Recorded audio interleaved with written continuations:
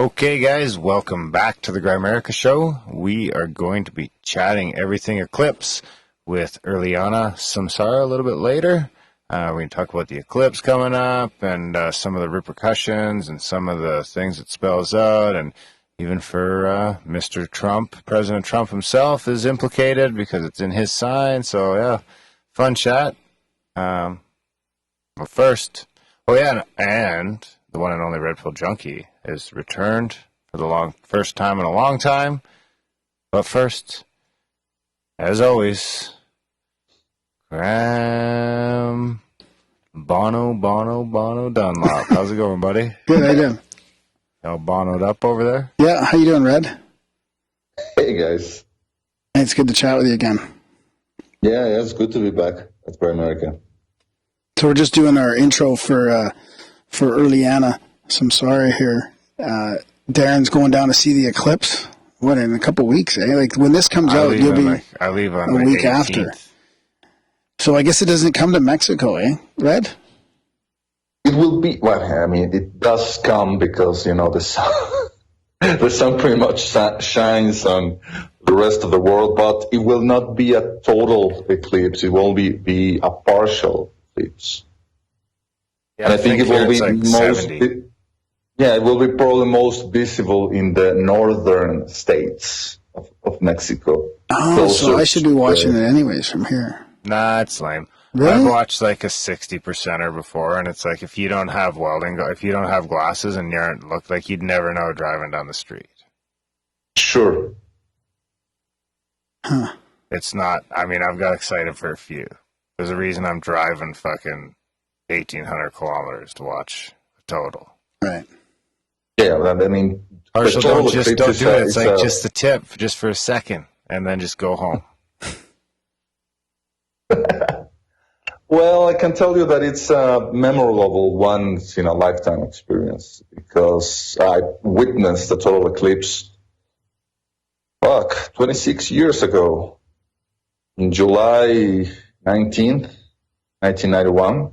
There was a total eclipse in Mexico City, and it was really impressive. You know, it lasts only, 30, 40 seconds, which you see the corona and the actual, occultation.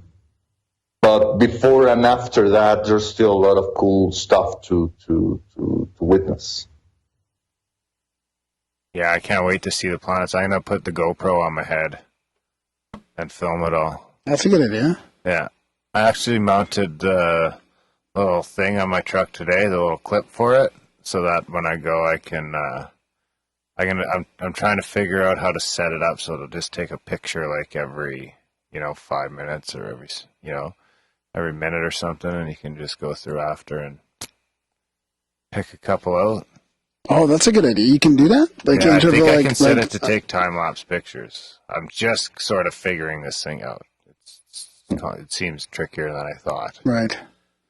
But it seems like you can do that. But I'm definitely going to try and get some good footage of the eclipse. So you're too far away to travel to it, Red, or? Yeah, definitely. Yeah.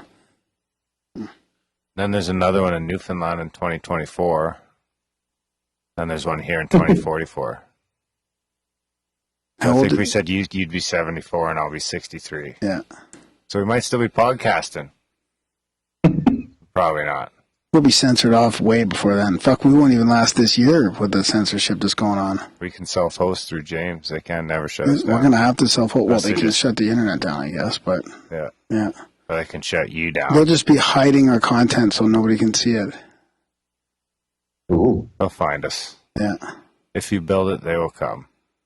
Have you done any sea-setting lately? No, I haven't been out yet. For No? a while since the last time. Huh. It's too bad. I wonder if Red heard that. I don't think Red heard that. Have you heard Graham's Sea-Setting adventures? His sleepover? Yeah, I did hear it. I've been checking out the Red stuck listening to all the episodes again. And yeah, of you mocking him because he was probably near a barn or something, and that they saw a couple of, what was that? Streakers? What is that kind of sea-setting lingo? I'm not familiar with. The funny thing is that Graham Dunlop is the Sea-Setting star. We're starting Garcia. There we go. We had the new moon, dark sky, which is great. And planned camping, pitched our tent, went back there for the night. Crystal clear. Darkest night. Decided to read that meditation, did the singing bowl, and that shit starts happening. Pow, pow, pow. We started seeing flashballs. Straight coming down. Graham Dunlop.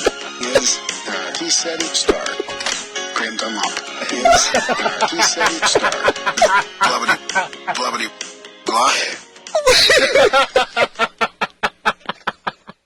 Who made that? Failed made that. Our buddy failed. Oh my god. That's hilarious. Genius. He picked out like the Seasadian star.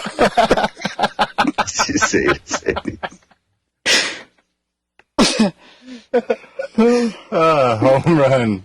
Oh, fuck. I was I laughing the first time. Good timing for our first video intro. Oh my gosh. Fuck that. Should I play it one more time? No, it's okay. Just save it for the outro. One for the arsenal. That was really good, though. Oh man, it's a real contender for best jingle. Hey, there's a potential for a huge UFO increase in sightings if everybody's looking up at the eclipse. I actually think it's a possibility because, like I said, in Mexico in 1991, the total eclipse was kind of like the kickstart of the massive UFO wave that happened in Mexico in the 1990s. Is that when all those little balls were filmed in the 91 and 90s, early 90s? Exactly. Yeah. You say little balls, but I don't know if anyone... No, they just look like little balls, yeah. Big they were. Yeah. You know what I mean. But... Yeah, exactly. Yeah, and the people said, that was the planet Venus as well. No way, because that was clearly some kind of metallic object. You know what I mean? And I also discount the possibility that it was some kind of those Mylar balloons, that became real popular, years later. I do not believe that was a Mylar, helium balloon either. I don't know. I think that is actually still a genuine case. I think those are still genuine videos of anomalous objects that were seen over a highly populated city. So I still think it begs the question, that maybe that was deliberate. That there was a deliberate purpose of having a lot of people who were going to watch up into the sky at that particular time. Yeah, it reminds me of Mike sighting my buddy who lived in Vancouver, and he saw a bunch of the similar type balls floating over the western beaches. Like what's the beach in Vancouver now? I can't remember. Grand Beach? No, it's Stanley Park Beach. No, it's on the other West side Beach. of the. No, it's like Spanish Banks kind of thing. It's way over there. And he saw them go all the way over the city, and then I think he saw them at Main Street as well, kind of more downtown, or on the south side. And then other people, I just saw some pictures on Instagram a couple months ago as well of people that saw that same sighting. So I don't know, very similar with a bunch of balls floating around popular population centers. I'm just gonna leave that one alone. It's too easy. Thanks, buddy. That seems like as good a time as any to go into the... Darren and Graham going deep. It's a Book and watch Graham scramble for a quote. You ready? Oh, yeah, ready? Words to ponder and critique. Do you want one from a listener or one from my archive? Listeners are having profound UFO quotes now, and Okay. what, emailing them to you, or is it like No. one listener's witnessing It's just- another yeah. listener's profound No. quote It's and just a sending it in? listener's sighting, so we'll wait. We'll do that after this. So we're just straying totally away from quotes No, I got a to quote just here. whatever Graham quote wants. here. Okay. Just- It was a real big triangular object, completely engulfed in a bright yellow light. It seemed to be at an altitude about 500 feet above the ground, over property belonging to Camp Garcia. I calculated the altitude based on the height of some trees in the area. What intrigued me most was the thing that was suspended right over the area where the U.S. Navy has an airstrip or runway for their planes to land and take off, and that it was an unidentified flying object. There were no military exercises at the time, so what was this object, that triangle of light, doing over there, that runway? Thinking that I was observing something I shouldn't be seeing, I left the site at once. But from that moment on, I realized something very strange is taking place on the land controlled by the U.S. Navy. This has happened on many occasions, sometimes between 9 and 11 p.m., and sometimes around 2 or 3 in the morning. They come out from the sea at a spot right in the middle of the Punta Arenas and Roosevelt Roads Naval Station in Sibia. And that was from Wilfredo Feliciano, director of the VIX Municipal Police Department in Puerto Rico. That was a good one. Director of Nice the police save. department. Nice save. Well done. So what's new, Red? People have been probably wondering what happened to you. I guess people can check you out. You're on, what's it called, quite a bit now, right? The what? Where Did the Road Go? Is that what it's called? Well, yeah, that's I've done a couple of roundtables with those guys, Soraya, Michael M. Hughes, Josh Cutchin, talking about a few things. It's an interesting experience. Those guys, you should probably try to have those guys on the show one of these days. I mean, Michael is fascinating. He's very into tarot. He's actually the guy who started the whole, hexing of Donald Trump. Nice. You heard about that? These people who believe in magic, who were actually, consciously, getting together and putting a curse on Donald Trump. Yeah, that's kind of creepy.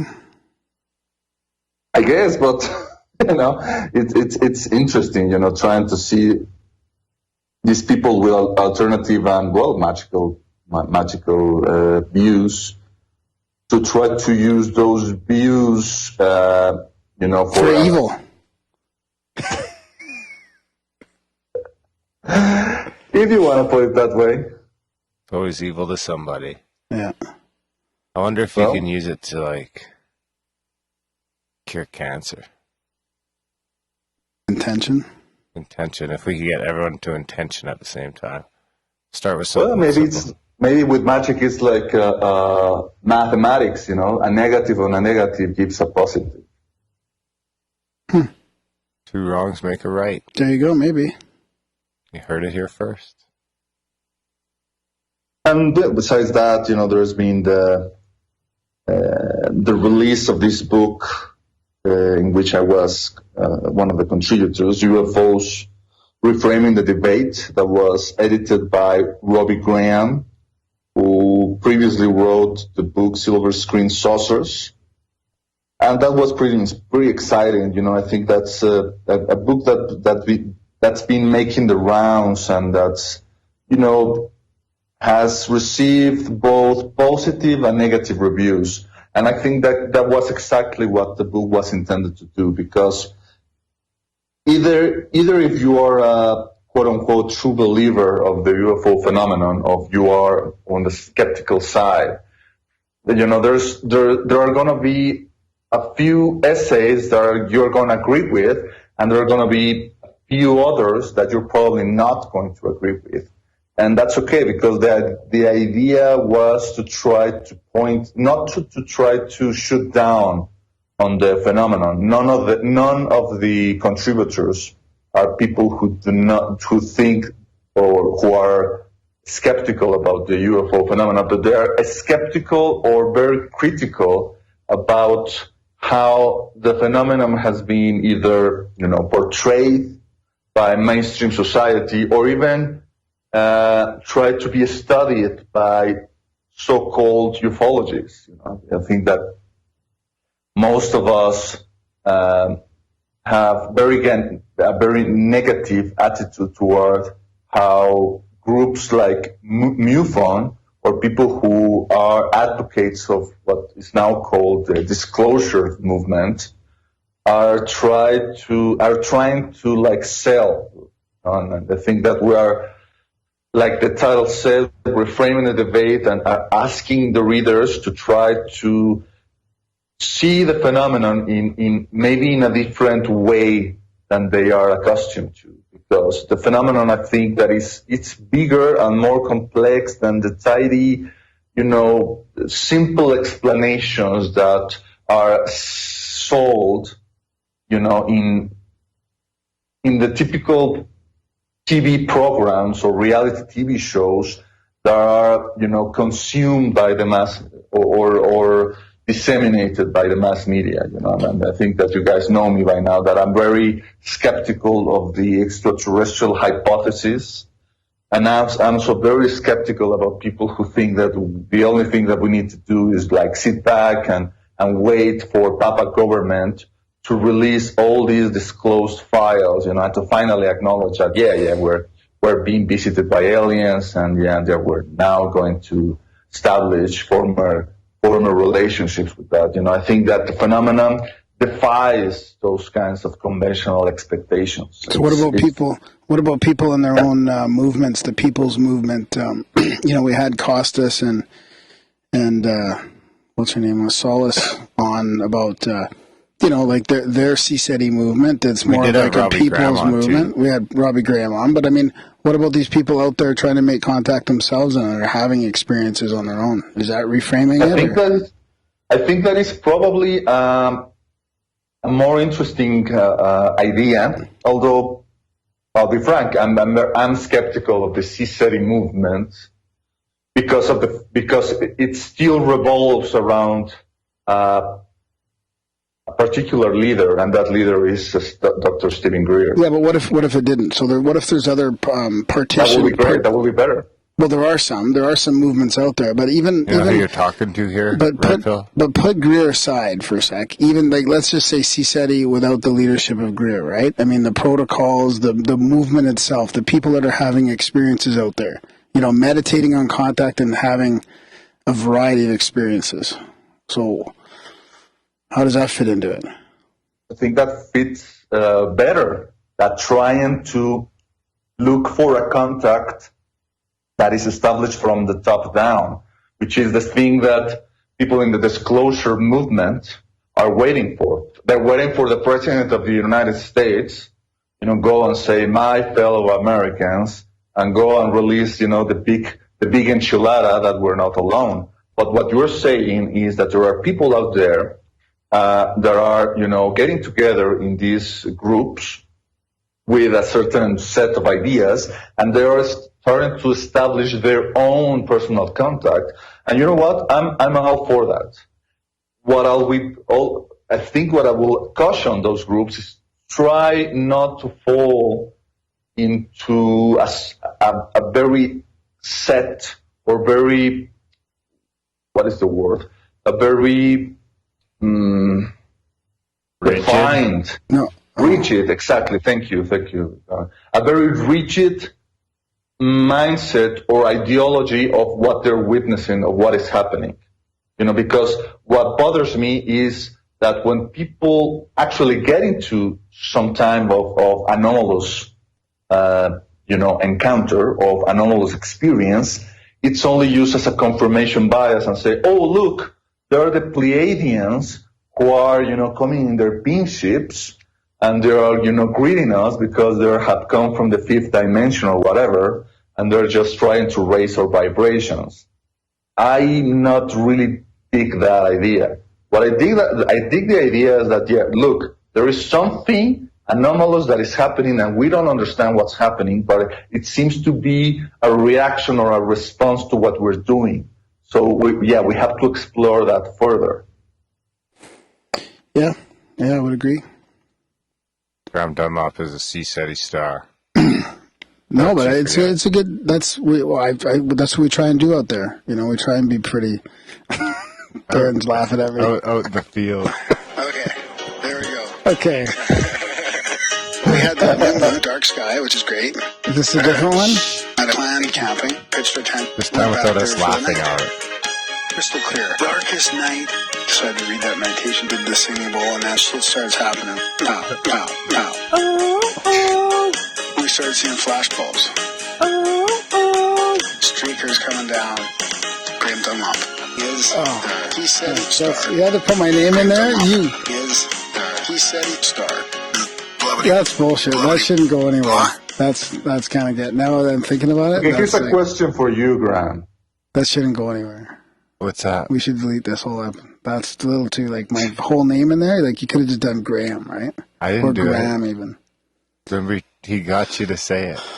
Hey, Graham. Yeah. I want to ask you something. And now that you are so close to the C-SETI group and all that, have you I'm not heard that close. Okay, well, you're closer than me and Darren, obviously. You know, don't be ashamed of it. You know, listen to the photo, man. I'm not. I'm not. I talked about it enough on the show. Here's the question for you. People will only get that until they listen to like 2 episodes down the road. Yeah. Dude. It'll be retroactively funny. Yeah. People will be, scratching their heads. So, have you heard of people in the C-SETI movement who have been to one of those gatherings and have had an actual, I don't want to say negative experience, but a frightening one?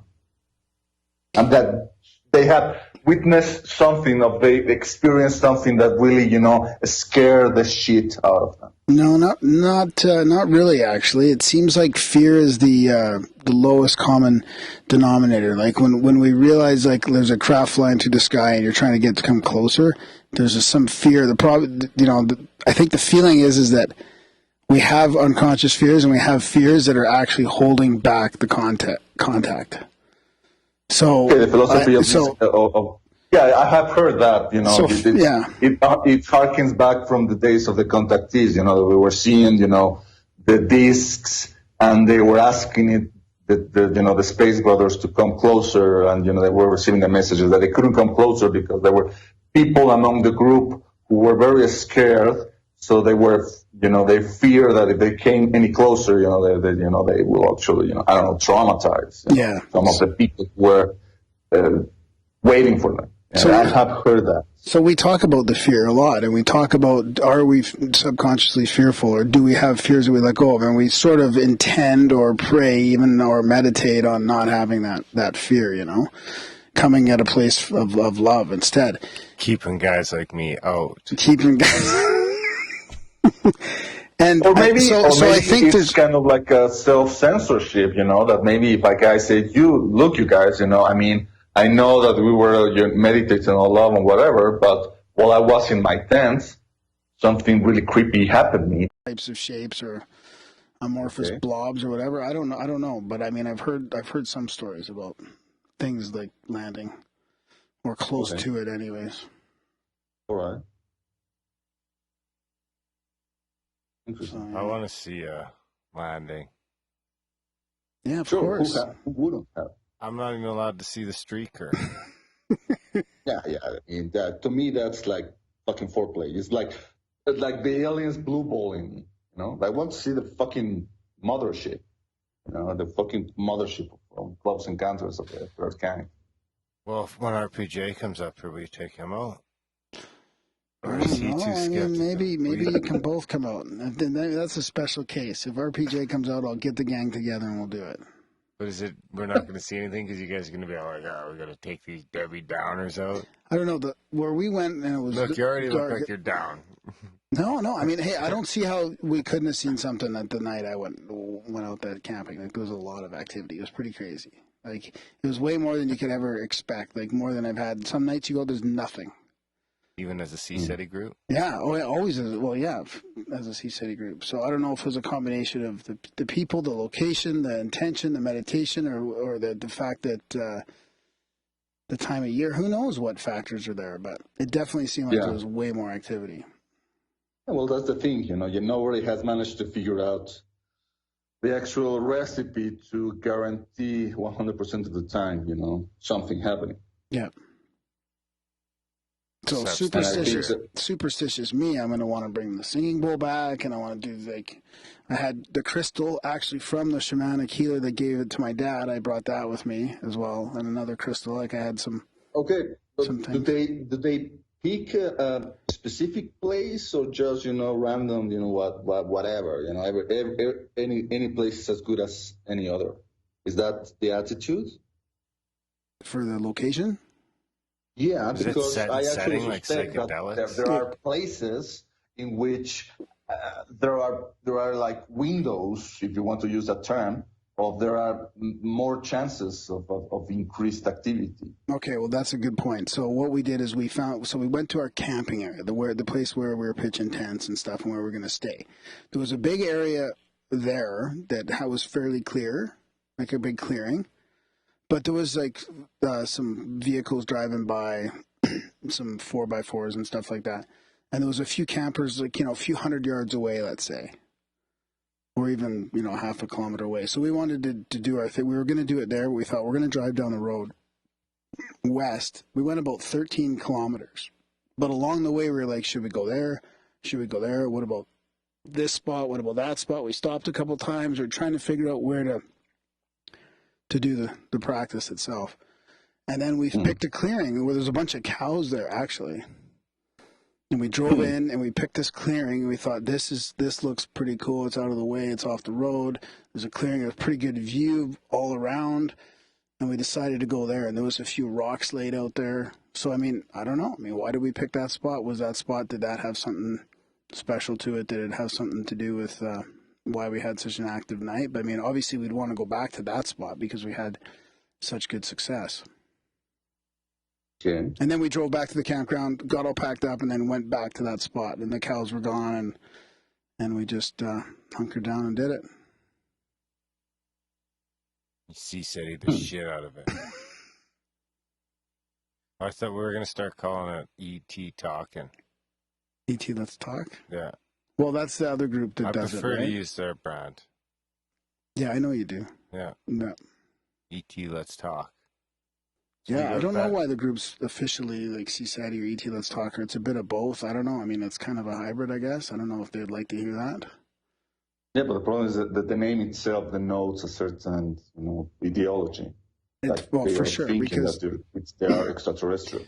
Yeah, because when people meditate on something and contact happens, it's hard not to think that. That's what you're intending for it to happen, and then something happens. So it's pretty logical that people would assume it's ET, right?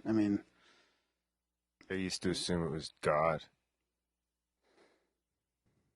Some people still. Maybe. Yeah, some people still. Huh. Well, what else you got over there, Slugger? It's been a while. I guess it's only been a week. Who, me? Yeah. Well, I got a pretty cool... Actually, you guys would both like to hear this one. I got a pretty cool synchronicity from a listener. Yeah. Ooh, let's have it. Wait. Not get crazy. Pick a good jingle. I'm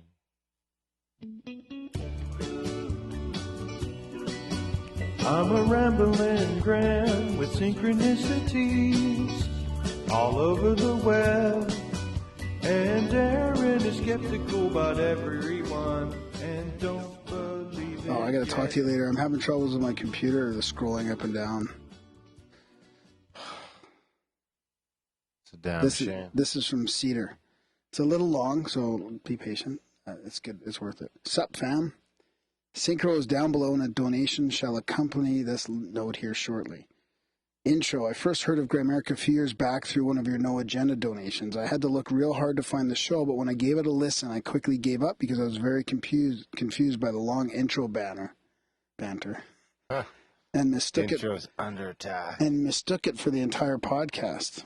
A year later, you were brought up again on No Agenda, and I knew I must have done something wrong the first time. I finally figured out your two-part format, and as always, I'm looking for more second half of the show material. I've been a regularish listener ever since. To set the stage here, I spent the last 2 years traveling the world, going to 3 continents and over 20 countries. I didn't always have access to the internet, sometimes for months at a time, but when I did, I always tried to catch up on the back catalog of Grimerica. If you're so inclined to view things this way, this means that you two guys were with me for my entire trip, so thanks for keeping me company. So the synchro. At any rate, this story takes place just over a year ago. I was in Thailand taking a 14-hour bus ride towards an island where I was going to spend a couple weeks partying and learning how to scuba dive. I had been traveling nonstop for 15 months at this point, and for whatever reason, I hadn't listened to Grimerica for a couple of weeks or months, or I don't know, for a while. So when you are aimlessly wandering the earth, Kane style, it's easy to find a little floaty and somewhat confused about who you are and what everything means, so try and keep that in mind. Anyway, it was around 3 a.m. and I was riding this night bus in Thailand, packed to the gills with Thais and a couple other random backpackers, and quite literally the definition of nowhere. If you look on a map, it was somewhere between southern Thailand hugging the border with Myanmar. I'd been on the bus for a lot of hours and hadn't seen anything out the window except for trees and basic crabby shacks, so I gave up on looking out the window and just stared at the LED lights in the dark interior of the bus for a while.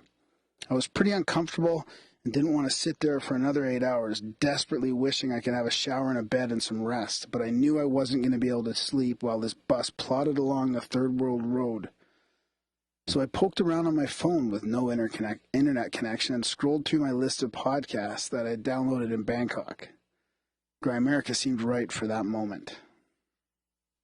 I tuned into your pleasant brand of Canadian banter and closed my eyes for about 40 minutes. Eventually, I gave up on having my eyes closed and decided to admire the Grimerica cover art for a bit. Ooh, and how appropriate is this? Because the cover artist is with us, right, Red? That's pretty cool.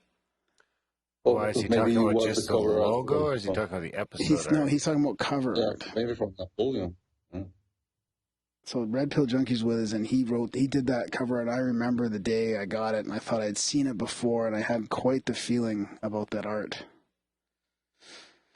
So, anyways, let's continue on here. So he says he decided to admire the Grimerica cover art for a bit.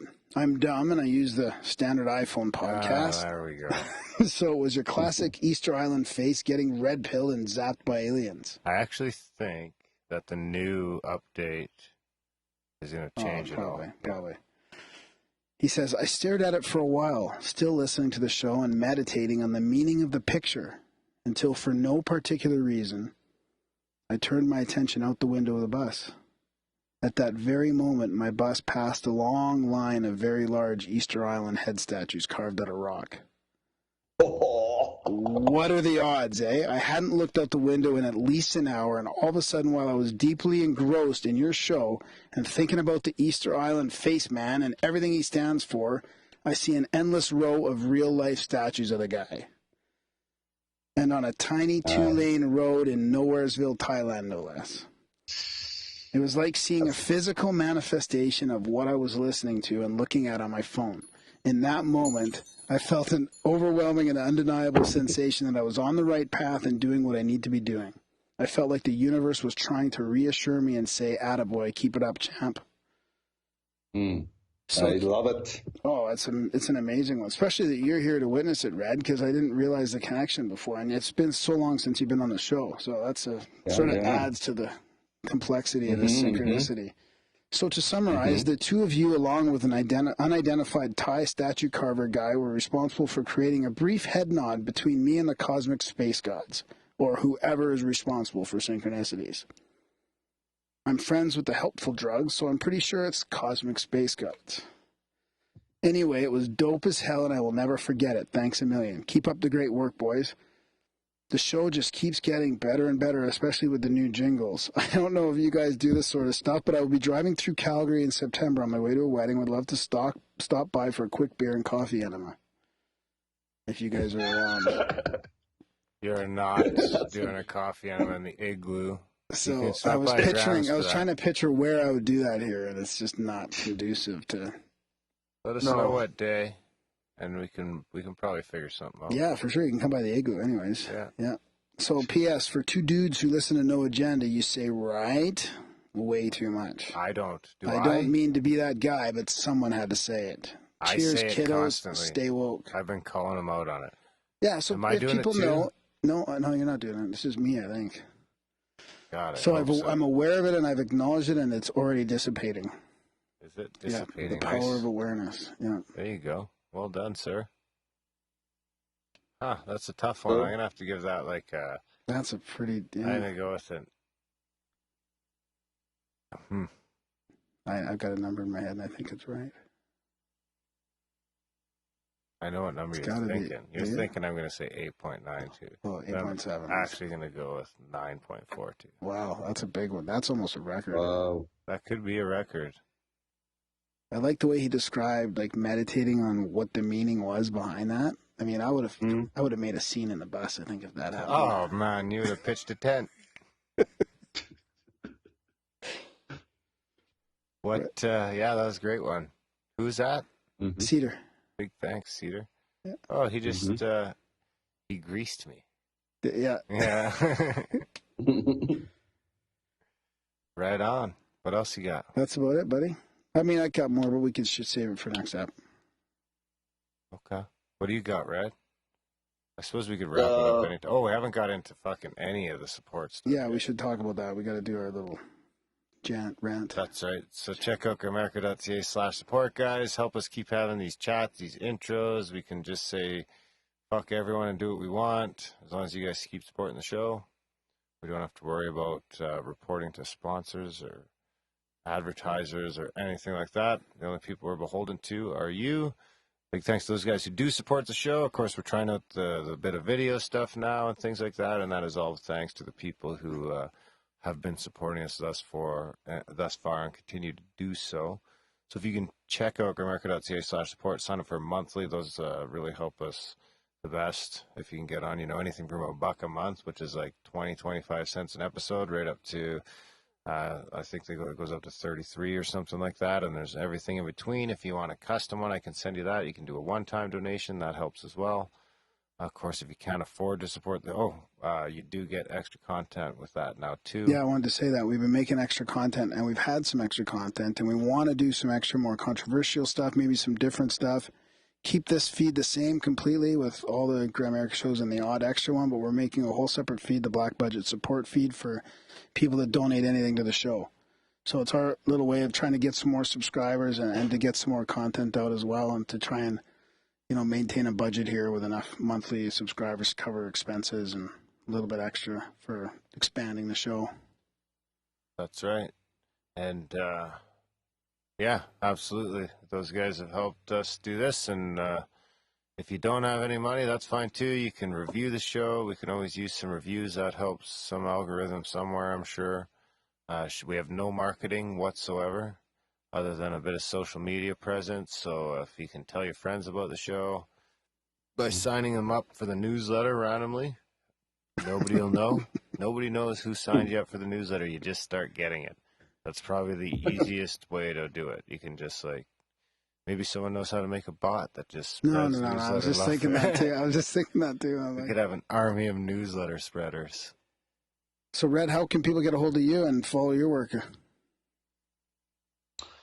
Well, the first place which people can reach me is probably at the Daily Grail, will probably be my first and foremost home on the internet. I also sporadically contribute to Mysterious Universe as one of the writers. There are a lot of great writers in Mysterious Universe. A lot of them actually contributed to the book UFOs Reframing the Debate, including Robbie Graham and MJ Banias and our friend Micah Hanks, and myself, of course. And there's also this web page that I finally, decided to put together. That is, you can find it by typing absurdbydesign.com, and that is my personal, blog, web page. I haven't decided what it is yet, but I'm thinking it will be my main hub for the internet, in which will I link to other stuff I'm doing. I'm also on Facebook and Twitter, of course. And you can reach out to me and check out the things that I write, the art commissions that I also do. If you want to know actually to for me to do something, like a caricature portrait or something, try to reach me. I'm sure we can work something out. And I guess that's about it. Right on. That's a Bingo, great bango. idea. Yeah, people can get you to do art and stuff. That's awesome. Yeah. Mm-hmm. And of course, he spends quite a bit of time on our Facebook page, too. So go like the Facebook page. Facebook page never gets into Yeah, we're it. going to try to push that Facebook page a Yeah, bit. we're going to push the Facebook page. So go like the Facebook page, motherfuckers. Mm-hmm. Yeah. And we're trying out Minds and some other platforms like that as well. The Grimerica subreddit is reviving. We'll put all By the that way, in the big show thanks notes. to Ken for starting that thing up. Or actually, you know what? It's some random hobgoblin who just disappeared and isn't even a Reddit user anymore that originally made it and then gave it to No. Ken. He's there. Oh, He's still there. No, Ken's not the hobgoblin. I don't think- Hobgoblin. Oh, Hobgoblin? Hobgoblin. Ken's the Kraken. Yeah. Or Oh, is that maybe is that I'm Ken? mixed up. Yeah, I mean, you might be mixed up. Maybe. Oh, talk about the chat. There's a perpetual chat as well. Oh, yeah, grimerica.ca/chats. That's in the show notes as well, and that goes to Discord, and there's people in there all the time And there's a chatting. whack of people in there. Yeah. You'd have a hard time. It shuts Spreading down. the love, literally. Sometimes it shuts down from about 2 a.m. to about 4 a.m. Yeah. But that's about it. It's pretty much going at a time. People That's are spreading crazy, the love. yeah. Podcasts have birthed out of there, and Oh, yeah, it's friendships awesome. Yeah. and relationships, and it seems great. Yeah, it seems great. Graham and I are in there a whole lot, but we do pop in from time to time. But yeah, there's a whole crew in there. They'll welcome you with open arms. Yeah. Great. And of course, Grimerica is now moving into the live stream on YouTube. There's a Maybe. pretty exciting development for you guys. Maybe. Jesus, I didn't expect it to happen. Happened fast, eh? Pow, pow, pow, pow, pow. Oh yeah, I did want to mention the last thing I want to mention before we jump into our chat with Irliana is that I got a ton of. Oh, I did want to mention this too. I got an email from Mark. Here's what it says. PayPal says he suspended my payments, which I think is nonsense. So I'm going to cancel and resubscribe. I'm also moving up to a $5 a month as I really enjoy the show. The email from PayPal included, quote, Grimerica has suspended your automatic payments. Contact Grimerica for more details or to reactivate your payments. End quote. Which is pretty bad because we didn't suspend anybody's. We never suspend why would anyone's we do payment that? ever. No. So if you got an email from us saying that, Or from them. or saying from that we PayPal did it. saying that we canceled it, that's a bunch of baloney.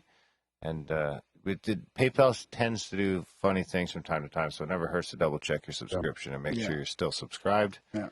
The other thing I did want to mention is I get a ton of emails for info about vaccines. Really? We're going to have Ty Bollinger on the show right away, but I did notice that starting, I think it's August 17th to August 24th, each day they're going to replay those 7 episodes again for free. I think the whole thing's like $150, so it's pretty tough to buy it, but they're going to do an episode a night for, I think, 6 or 7 nights there. So What's it called again? The Truth About Vaccines or no? Truthaboutvaccines.com. Yeah, it's the same guy who did the Truth About Cancer. Yeah. We're going to have him on here in the near future. Some good stuff. It's a good resource, so you can check that out if you have any questions. So we'll link to that in the show notes. Check that out. Big thanks to Red. Big thanks to Irliana. Enjoy the chat, guys. It's a gooder. And we're clear. We should say goodbye to the YouTubes. So we're gonna say goodbye or wave or anything. Did you send this out in the chat at all, or? Yeah, I had the chat as the testers. A couple of testers. Oh yeah. I think maybe I did. Maybe I forgot. I thought I did. There's people from the chat here. Look, Failed's here. And Garrett's in there. They're from the chat. It wasn't too bad. There's only like 20 people watching. You're fine. That's good. No, what? Hey, not bad at all. Yeah. So, okay, guys, that's it. We're going to wrap this up here and check it out. Thanks for coming. See you fuckers later. Do we need to talk about anything with Red, logistically or anything like that? Maybe let me just get clear here. 10 seconds away. 10-second delay between us and the world.